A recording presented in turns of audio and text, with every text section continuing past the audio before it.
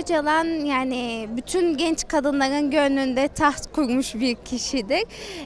Yani iyi ki doğmuş diyeyim. Şu an onun memleketinde, onun topraklarındayız. Bir gençliğe, bir genç kadınlara özgürlük için güneş oldu hayatımıza. Yani öyle diyeyim.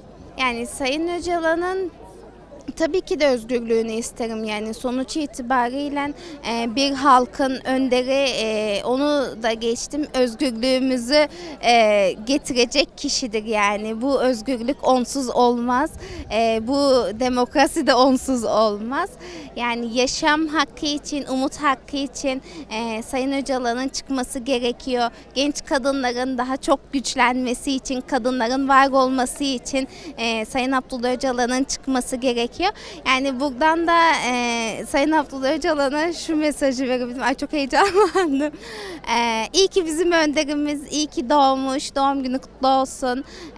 İyi ki genç kadınları var etmiş diyeyim yani içimizdeki benliği çıkartmış.